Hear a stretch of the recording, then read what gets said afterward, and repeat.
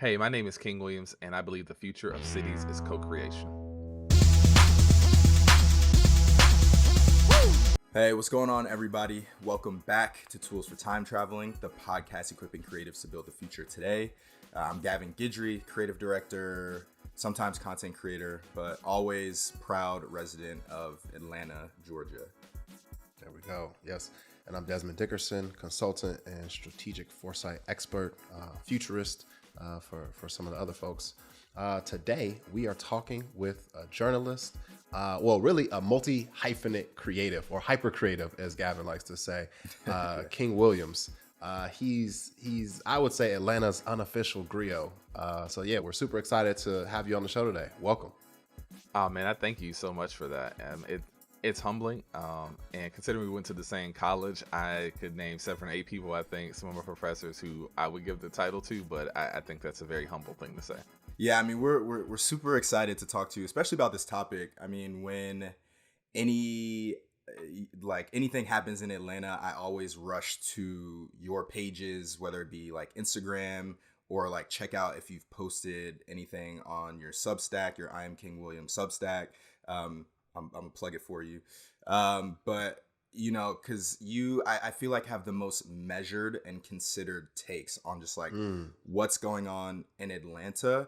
They are like constructively critical, and I love that because I want to get both sides. So like if there's an election coming up, if Keith Lee just came to town, you know, like I want to know what King thinks. And you know, like even I'll have like certain friends that, you know, will send stuff back and forth just to have a little bit of that dialogue. But what I always notice is that there's always a little bit of like a takeaway, right? There's always something actionable potentially. Like there's something like, what can I do? Like I'm a creative in Atlanta. I have community in Atlanta. Like what can I do? Can I use my platform in any sort of way? So, you know, I think it's like this topic that you're talking about, like you say, the future of cities is co-creation. And I think that's like so perfect for you to talk about. But before we get into that and unpack all of that, which I'm sure everybody's excited to get into, can you just tell the audience, who are you, a little bit of your background, what you've done, and why are you the man to talk about this? Well, I am an Atlanta native, so born and raised here. I know people give a lot of critique about people born and raised in Atlanta, but I promise you we exist. We just don't necessarily exist in the same spaces. I am a graduate of Georgia State University here in Atlanta, Yep. a place that I really love. My degree is actually in African American Studies with an emphasis on the 1906 Atlanta Race Massacre and public housing in Atlanta. My postgraduate work, um, and I mean postgraduate in the sense of not necessarily postgraduate as a degree, but postgraduate as post of a graduate at Georgia State, has been still in collaboration with the university around the 1906 Atlanta Race Massacre and public housing and gentrification. So that's just working with the African American Studies department where I grew, where I came up of age as a undergrad, but also just outside of that, graduating, doing work on like historic preservation, documentation, and things like that. And that led me into the world of journalism, really through an accident.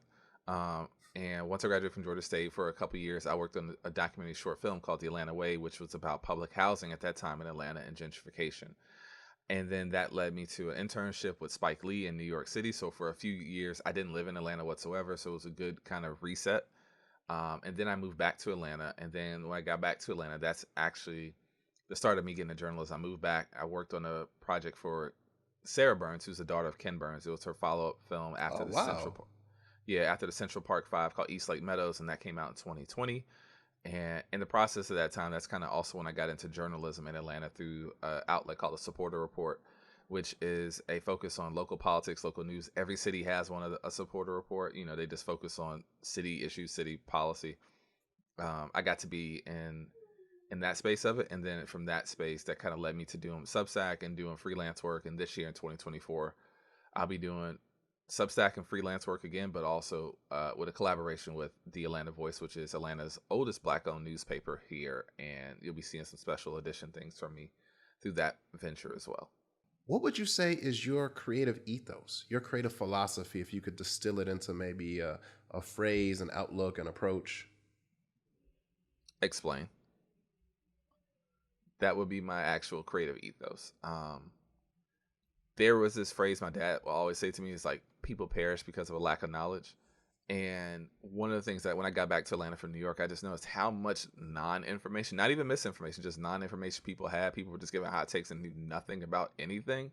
And it Mm. really bothered me. So when I approach a lot of my journalism work now, it's like, just explain. That is actually the ethos. I want people to know something. And I'm not going to tell you what to do. I don't want to make your decisions for you, but I do want you at least to have like a ground set of facts and a ground set of like context that kind of is there. So Yeah. explain would be my ethos. How has that impacted the creative work that you've done in Atlanta? Like how has that ethos driven you to sort of like where you are now and your voice within Atlanta and within the U.S. really? I would say that what that has done, honestly, it's given me guardrails on how to think about stuff. Um, Hmm. and I actually know this now because there are some people I know in journalism Atlanta who I've known prior to journalism. And the way I talk to them versus like the way I would write about something or the way I would source something is so completely different. Hmm. I even notice in my personal life, just as like, okay, I'm talking to, Des or whatever. We're going to talk about something very differently than the way it's going to be presented in public. And I think that's kind of what's actually the thing I've seen the most so far. Last thing on this, like how important is it for creatives to have a similar creative ethos? I wouldn't say explain, but I think if you're talking about overall ethos, I would say keep it contextual, right? So if you're a Yeah. painter, what I would say just what do you want your overall body of work to be, or what do you want your season of work to be? And I think that's something I think a lot of creatives kind of get caught up in. Some creatives are just so much drawn into what their own myth making is or their own reception is that they don't necessarily branch out and do anything different. I think a Yeah. good example of that would be like some rappers, like Tyler the Creator. I think is like the one right now. I think every album is like a new cycle, a new set of artwork, a new set of fashion. I think sometimes creatives think about like that. You got your whole life to be creative, and so for this moment that you're in right now, what does this body of work look like in terms of that context, right? So if you're going to be the creative who's going to be about producing, paintings, again, what does that painting season look like? And then if you're going to get into ceramics next, like maybe your ceramics isn't just about ceramics, it's actually about physically representing what you had in your paint in the first place, right? So like let's talk about what does this season look like, and versus like you're not tied into that identity, you're not tied into that ethos, you're not tied into that style forever, but Yeah. at least for your time period, just like let's see that through with this era that you're in. Oh, I love that. Yeah. That's great. Tyler's a favorite of the pod, so I'm glad Oh, you word, brought okay, him yeah, in. He's a like perfect example of like kind of that multi hyphenate hyper creative that we like to highlight. word. Yeah. Okay, cool. So, love the sort of preamble to this part. I feel like we're already getting into what is helpful for creatives, but to jump into your futurist statement, you Ooh. said that the future of cities is co-creation. So, Mhm. what exactly do you mean by that? Well, when it comes to cities, cities are always a group project, and I think it's something that we've kind of for the last 50 or 60 years in America, we've tried to be individuals with terms of our suburbanization, then exurbanization, then our rural fixations on things. I sound like a Baptist minister right there, but yeah. So like this idea. So for the last in America, we no matter where we were, we kind of have always lived in clusters, right? And cities are representations of the biggest forms of those clusters. So whether or not we came from Africa in a cluster or people came over the Mayflower, you still lived in clusters because that's how human beings generally live, right? And so what happened was with the arrival of Henry IV and then the arrival of this thing called highways and then the money from the federal government to kind of make those two come together, we've kind of gotten away from that. And so when we talk about our cities and American cities over the last 50 to 60 years, what we've seen is a lot of focus on the individual and a lot of focus on individual activities. So that could go everything from our destruction of most downtowns in America for cars, the destruction of most cities for highways, the destruction of most cities for this thing called third places, which are things that are not required to be at. So not home, which is the first place, or work or school, which is the second place, right? And so we've de-emphasized so much with our planning and our design the individual aspects of living the collective aspects of living in the city. So having parks, having good sanitation, having good water, making sure that we have blight removal or that we have things such as like homeless population reductions. Those are all things that are part of the group project that comes with cities, and those things always require collaboration. So if you look in a city like Atlanta, just for example, I'm not going to beat up on it, but it could be any city, honestly. It doesn't have to just be Atlanta.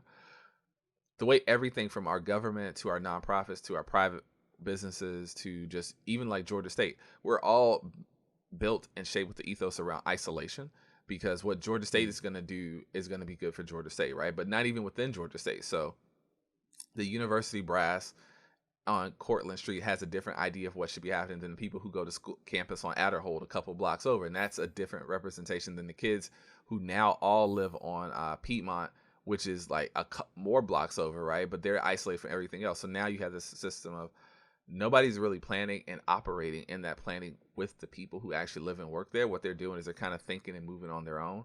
And we kind of see what some of the gaps looking at Georgia State and downtown Atlanta in particular, where it's not really convenient to walk around. It's not really convenient to shop, sleep, eat, to even move around. And this is Georgia's largest campus by population. So just amplify that with city government, amplify that with all the other businesses that are there, like all the corporate. And you kind of see why Atlanta is really mid right now. And you kind of see that without this lack of collaboration and moving across the space, everything is mid. Like, and it's just, that's kind of where we are. We need to have more collaboration. So, hey, we had like a set list of questions, right? But you kind of taking us in another direction. So I'm freestyling a little bit here. You just mentioned Atlanta is mid. And there's two quotes that I saw from you in the past like 6 months or so. Well, not even that long, like 3-4 months, that really have stuck with me that I think are really interesting. And to the audience, right? We're talking about the future of cities as co-creation. You know, we're all in Atlanta right now, so this is standing as kind of our frame of reference. Everything we're saying can be allocated to any other city. So don't feel like, like this only matters in one particular city. But those that are here in the city, like, yes, this is very relevant to you.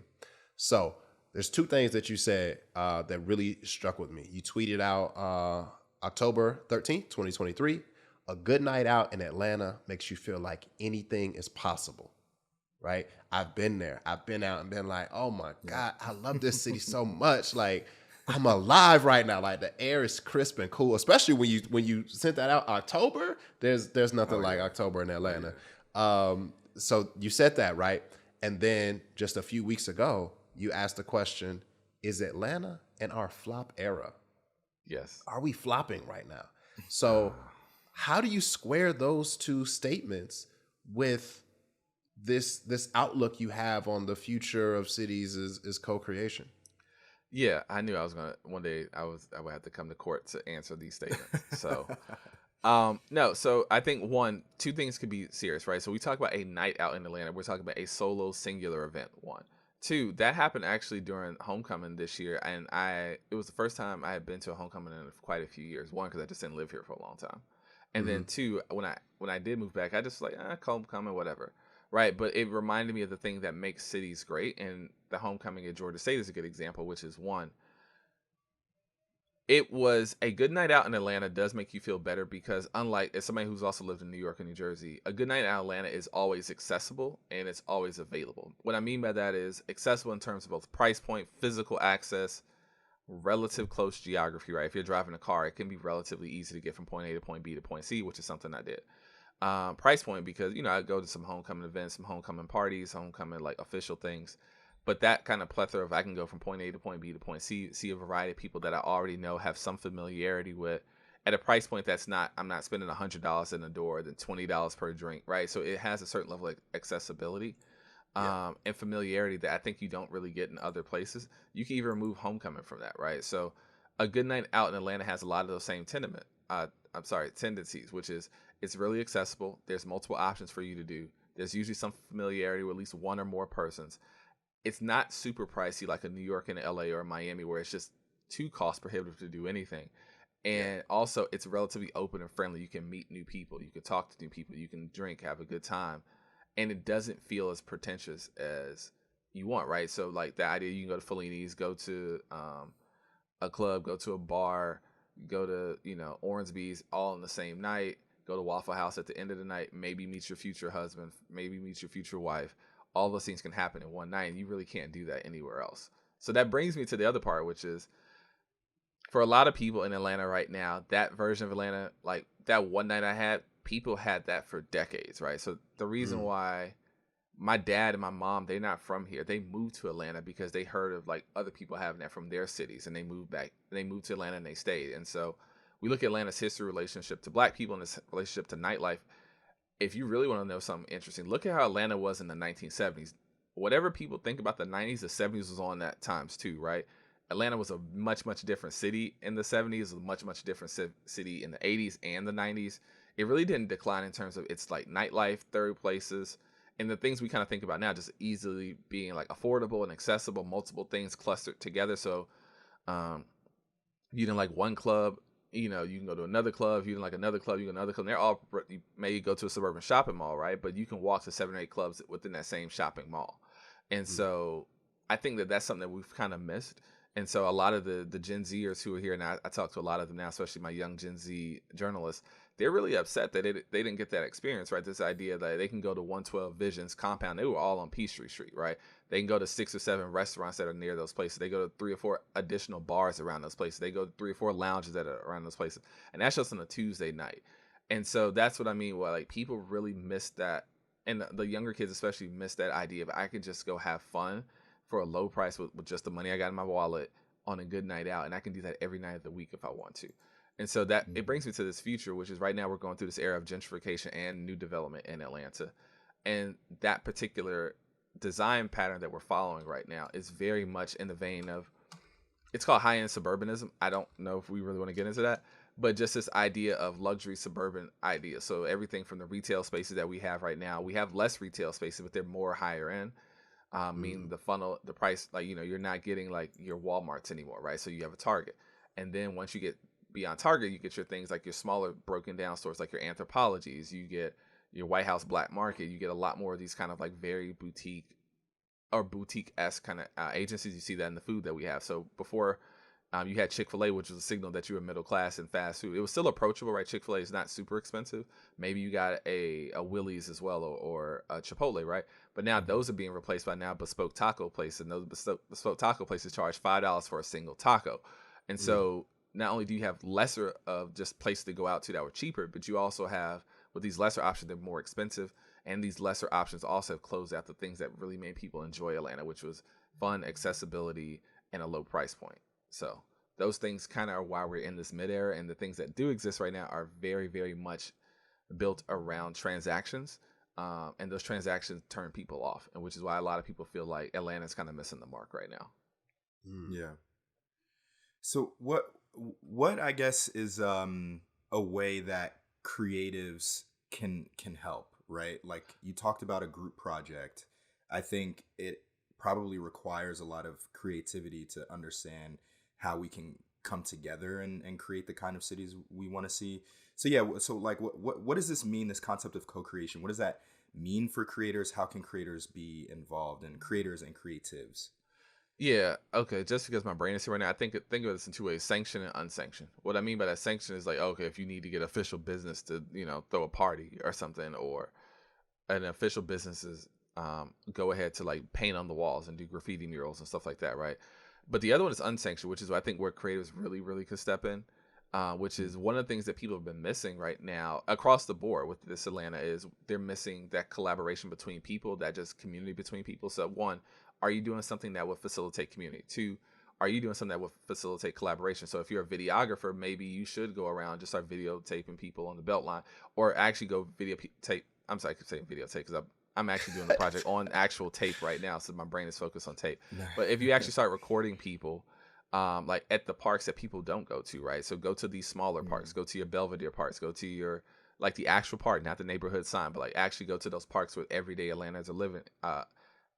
Record them, do content over there. Like if you're somebody who's, a videographer, just like figure out what ways could you be actually in the world producing new content. If you're an artist, if you're a poet, if you're somebody who just has really good ideas of putting people two and two together, if you see a place that's maybe lacking, like let's say the West End really hasn't had any life in a while. All right, what could be done on the West End? Like, could we get some people just to come on and play hopscotch and jump rope and things like for kids to do, because no one really goes over there anymore. We see this often with like young people. So right now, the West End, I'm bringing this up for a reason, which is there's nothing to do. So a lot of the kids go over there and they go drift right now in the parking lots, right after the mall closes. drifting like Tokyo Drift. They just get in their cars, they just do donuts in the parking lot. They're going super slow so the girls and the people on the gram can see them. That's an action of an unsanctioned action, but that is a creative action. They may not see themselves as creative, but it's this idea we're going to activate something in a way that no one has thought about doing, and that's something you kind of want to see as well. So I think even with your business, if you own a coffee shop, like, okay, what could I else be doing at the coffee shop? Portrait Coffee, also in the West, and they started to do this thing where people on Saturdays can just bring their own records and play stuff at the store, you know, Shout out just because they Portrait. want to get some new ideas, some new blood flowing. Like there's a Yeah. bunch of different ideas, and I think just what could we be doing that on our own that's unsanctioned and we don't necessarily need a permanent approval. Let's just do it, right? You know, don't ask for permission, ask for forgiveness, kind of thing. Yeah, I love unsanctioned creativity. That's amazing. What That's a whole like topic, that's whole a whole book topic right on there. its own. Yeah, What yeah. and just really quickly building off of that, like what are the direct results of that kind of creativity, whether it be sanctioned or unsanctioned, in a city? Oh, so I think that it's really important we talk about that is in the context of everything we said before, gentrification, new development, all of that, the unsanctioned things dictate the sanctioned things. And what I mean by that is there was a book I was going to do years ago and it didn't happen. Maybe it'll happen in the future about Living Walls, which was this arts organization that came right at the Yeah. end of the Buckhead Club scene. The Buckhead Club scene officially had died like 2007, but they started to come about like 2009, 2010. They took all unsanctioned efforts. They had their first street art conference. They started painting walls across all of Atlanta. So if you're on Edgewood right now, the actual cool that we think about with Edgewood actually had a lot to do with living walls and a lot of artists who would just go into some of those abandoned and vacant buildings or partially owned buildings, just set up shop and do whatever. And like that kind of thing really set the tone for Edgewood like a decade later when it became like this place for just people, young people to come out, hang out like that, right? The other one is like unsanctioned, I think a lot about, which is um just what also is going to be like missing. So there was this thing called Screen on the Green, right? And it's one of those aspects where a lot of people in Atlanta would love to go out. Like thousands of people would come out during the summertime just to go watch a free movie.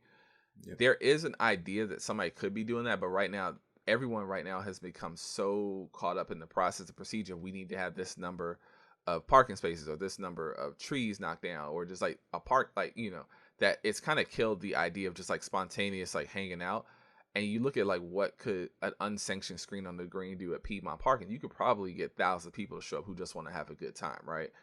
Or just like your local park, you probably get hundreds of people. And I think that that's kind of what's been missing, which is the creative side is what is the gap that's missing and what could I be filling into that? So that we think about that. I know that's a little off, but that's what I was thinking about. No, that's perfect. That's taking us exactly where we want to take this conversation.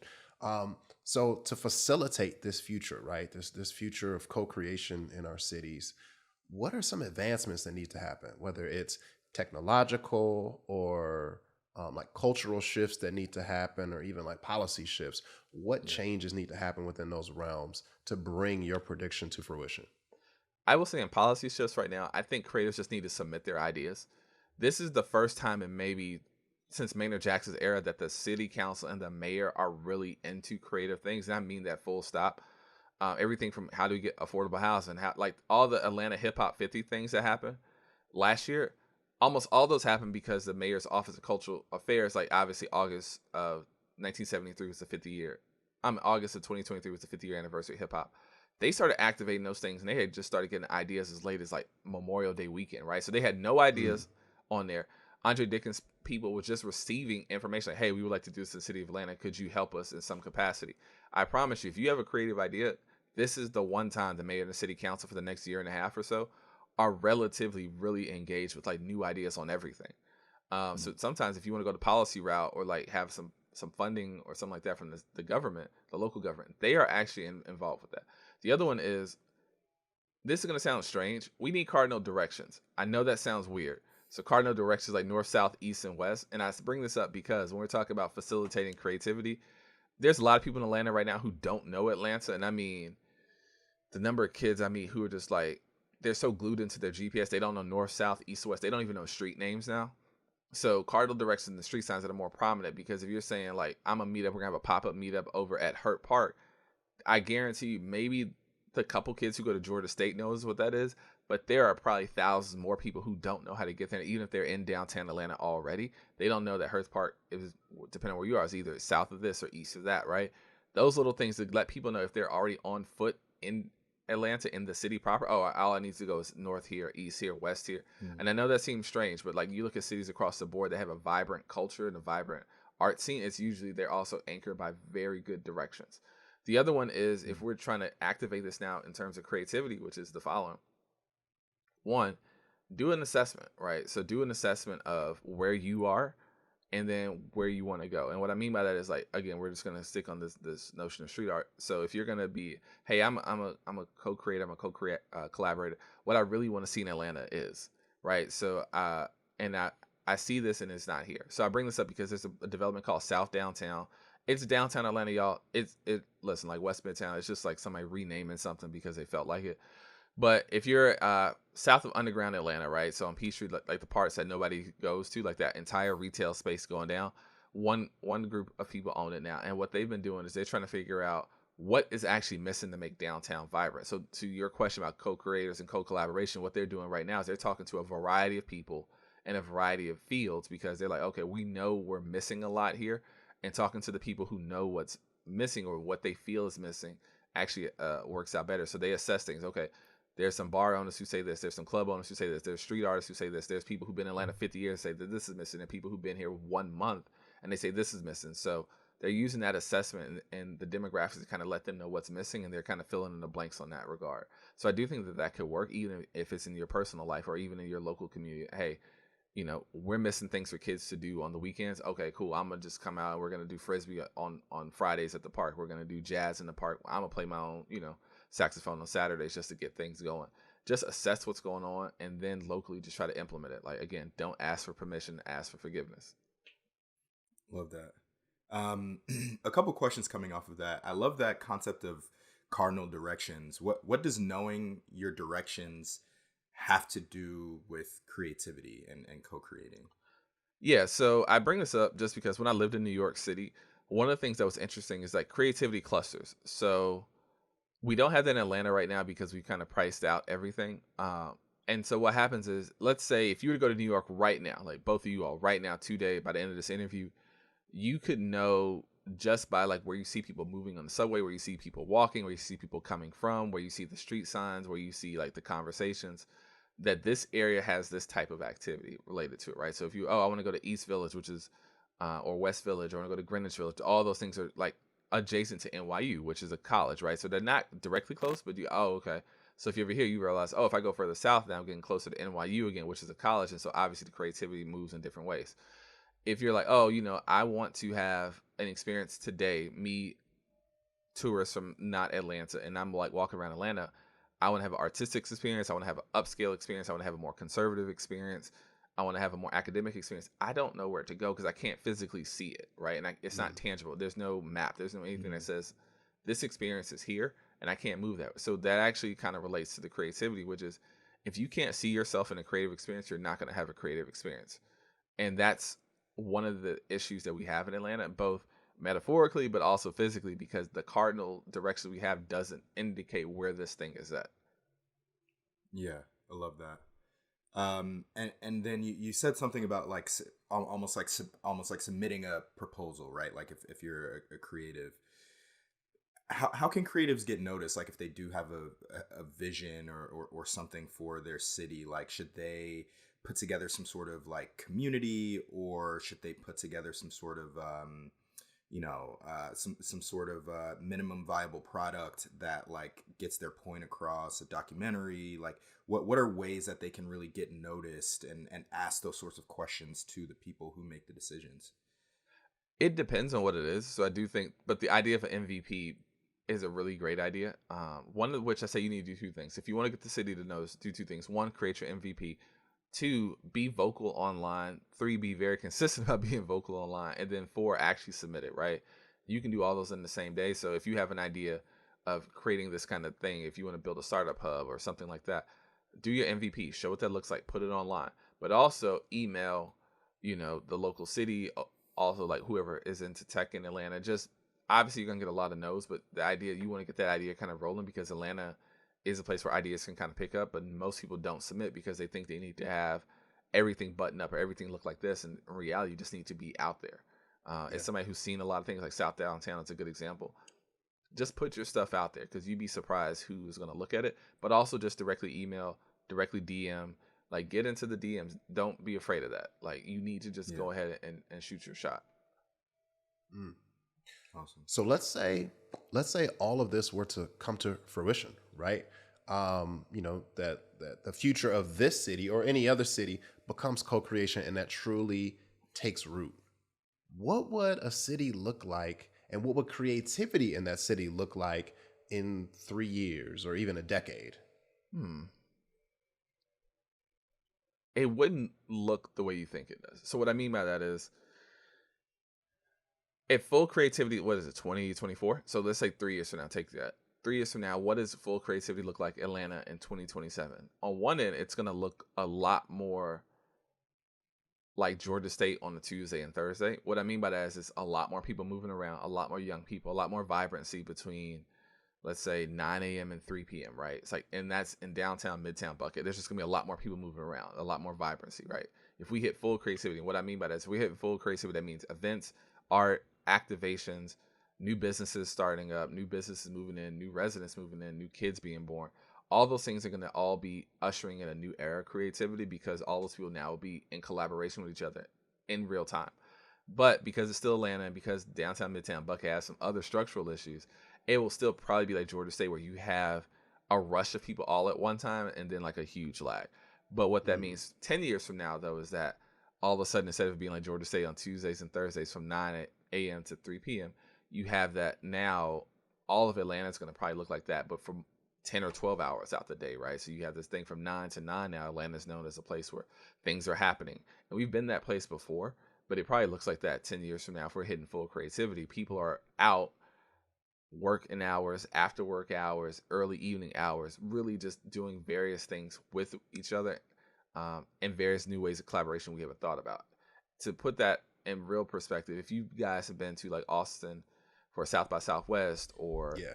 it would be something closer to that. Just imagine if it was like South by Southwest, but like every day, where people are just in the place, energy's moving, and people are just moving around in collaboration, talking to people, networking with the purpose of being there, right? People are moving with intention. And I think that is very Mm. possible in Atlanta. Like you could have that if Yeah. we work on it for the next 10 years.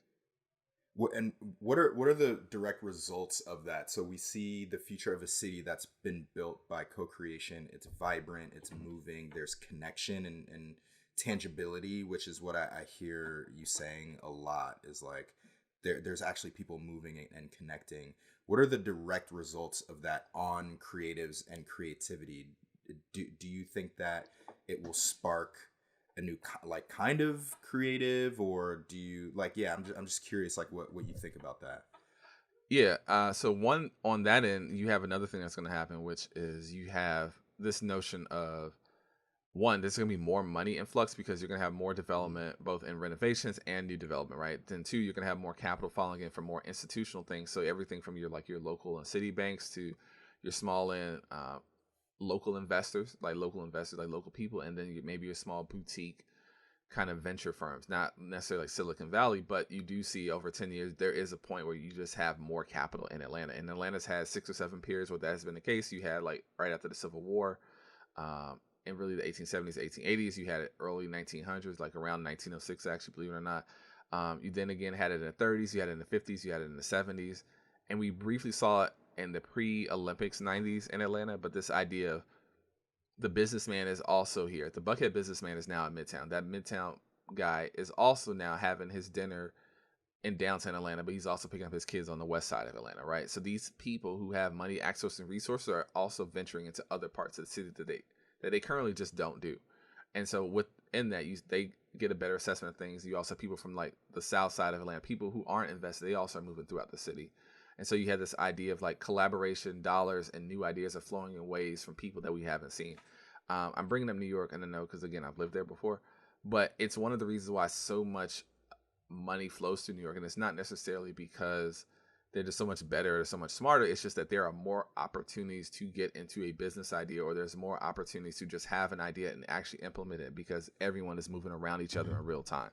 So I think that could be something we really borrow heavily and do in Atlanta. And it just wouldn't be in Atlanta at that point. It would probably be trickling out to the outer burbs and things like that as well. Mm. Mm. Which takes us to that vision of a MARTA that serves the whole metro area that we just cannot get off the ground.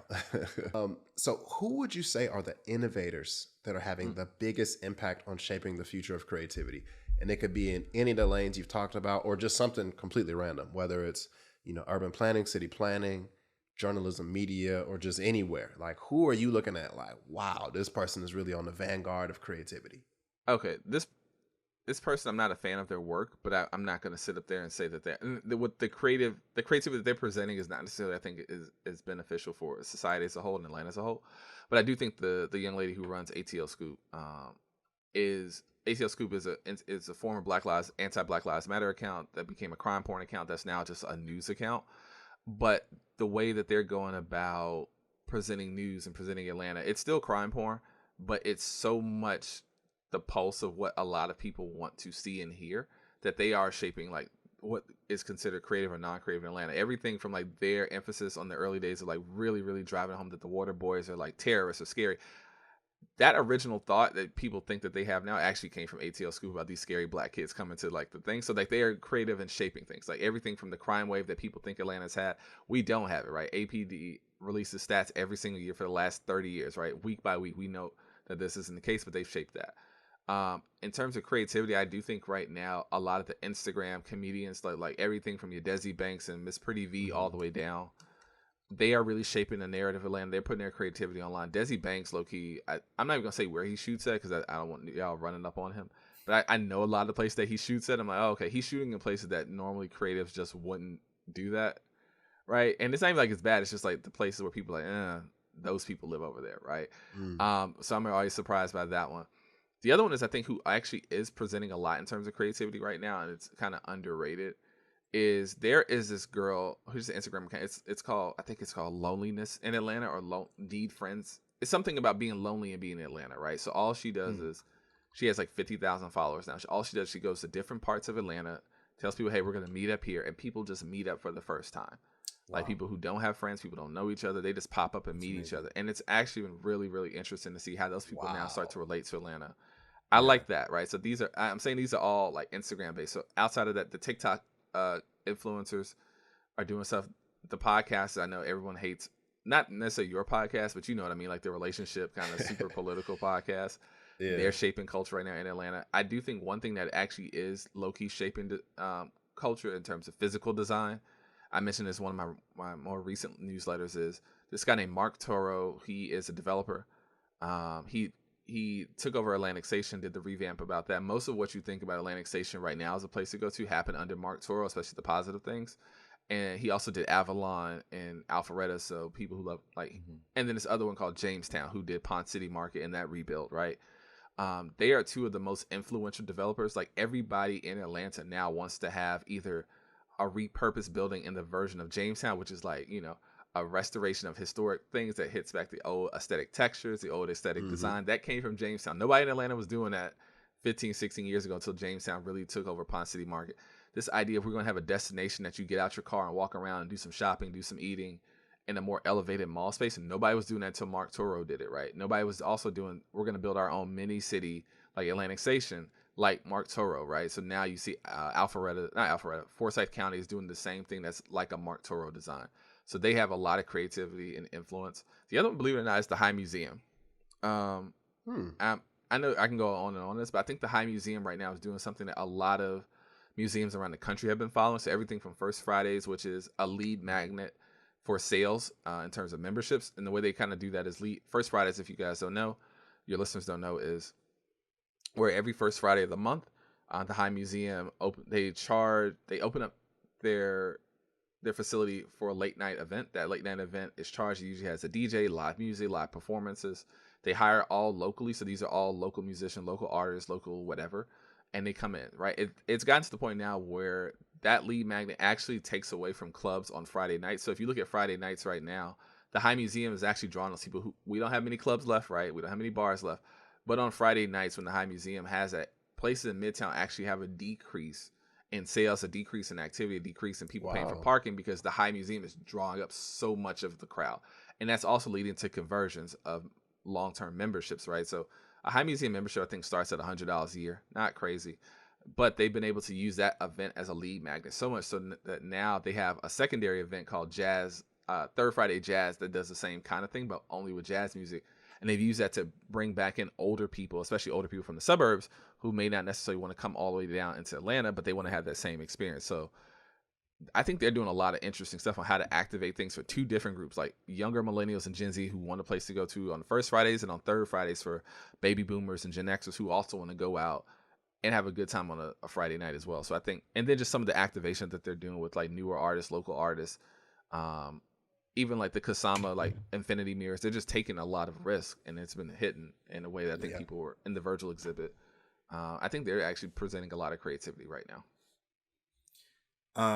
Yeah, I love that. You've mentioned, Instagram, social media, TikTok. You've also mentioned video essays and things like that.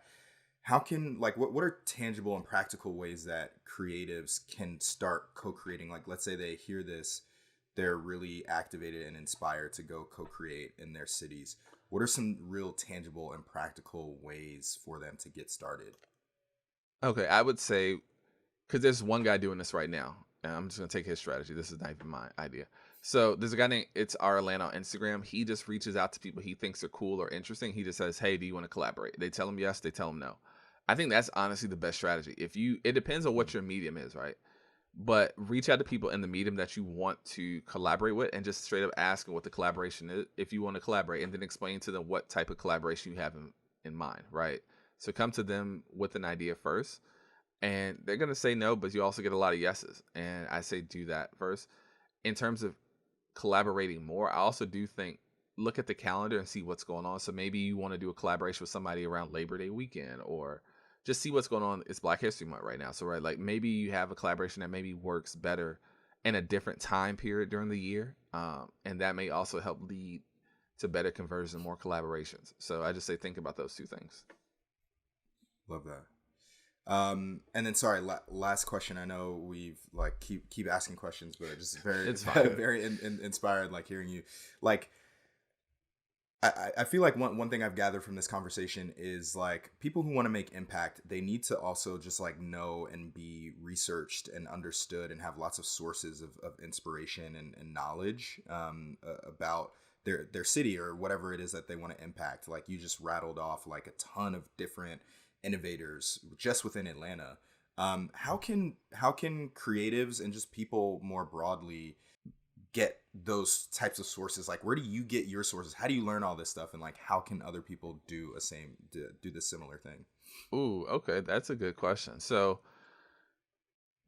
all right, one, you should sign up for my newsletter at iamkingwilliams.substack.com. You can learn new things there. That's a shameless plug. But all right, so let's be serious. All right, so let's say you want to learn something new. All right, the AJC has a vertical called Access Atlanta. So if your thing is you want to do something that's more entertainment-y, activity based, just sign up at, again, AJC's Access Atlanta. So if you want entertainment and activities, they do a daily post on the AJC website, and they also do a weekly newsletter that lets you know when things are happening, right? Just to kind of be involved. Pretty straightforward, nothing crazy, and actually hits a lot more of Atlanta than you would think. There's also another email newsletter called Axios Atlanta, and I would recommend them. My girl Crystal is over there. She's killing it. And what they do at Axios Atlanta, all their things are meant to be read in 3 minutes. It's a newsletter. It shows you the top news stories, the top events, the top activities for the day, every single day, 7 days a week, 3 minutes or less to read. I would say sign up for Axios Atlanta. One of the easiest things that you can do. The other one is if you see an influencer that you kind of like already online, I would hit that little button where you can kind of see who the other related people are. There's also I just brought them up. If you go to like do that with the It's Our Atlanta account on Instagram, you can find all of those things, like almost all those accounts that are kind of similar, and they have a bunch of different events as well. Secret Atlanta is a website and an Instagram account that also does that if you're just into those kind of things. And those will put you in places where people are also doing activities, creative things, new stuff, because it's built around like millennials trying to get out and meet people. So I think that's where you just find a lot more people in those spaces. If you're older, I will say there is a couple of Facebook groups. If you're Black, I'm going to be clear about this one. Go to Skip Mason's Facebook page. It is a hodgepodge of old Atlanta stuff, but a lot of older events are going through that page as well. So it's called Skip Mason. He's a former Morehouse professor, and he's an Atlanta historian. He has a page now. He just uses the page more for just history and Atlanta, Black Atlanta related events. Go to that one. W1380, which is an AM radio station, they have a very heavy presence on Facebook and activities as well. And just like how to meet people, like community events and all that stuff, like politicians, local politicians, they do a lot over there. I'm a shout out the Atlanta Voice because I work there. If you're Black as well, they have a lot of good stuff there. Website, newspaper, Facebook, they index on all of those things. Instagram. If you're just trying to get more involved, I think the other one, maybe I would say honestly, really consider maybe finding your favorite local news person and then following them on the social site, whether it be Facebook, Instagram, and then I'll also give you an index into what's going on throughout the city. You really hit us with a lot in this episode, man. I feel like I did. We never know where we're gonna go when we start, and it's just such a journey, man. It's been fantastic taking that journey with you throughout this conversation. So just to summarize a few things, 'cause I know we hit on a lot today. One of the key components of creativity from King Williams, it's about getting off the porch, right? In some ways, it feels like we've all lost a sense of action. Maybe it's a pandemic thing. Maybe it was happening even before that. We're all so connected by digital that we can share our ideas, but sometimes that can prevent us from making them tangible, whether it's writing it down, going out, pounding the pavement, meeting with people, putting on an actual event where real human bodies are in the space, they're interacting, and that creative abrasion is happening where ideas are being shared. And that kind of lends itself to the unsanctioned creativity that he mentioned as well, which is, hey, sometimes you just got to get out, you got to throw that block party and just see what happens. Do it in as safer way as possible. But you get out there and you make something happen, make something shake. And then as King was saying, you ask for forgiveness as opposed to asking for permission. And then you can make such an impact there that it leads to sanctioned creativity, where you start to get the support of institutions. And honestly, at the core of all of this is community, whether you're in Atlanta or Albany or Albuquerque or wherever you are in the world. Community is the core of this. So just meeting up with other creatives to share those ideas, get inspired, and investing in third spaces where people can just sit and be with one another and be with their own thoughts as well, outside of work, outside of, being at home, and just really, communing as one. Yeah.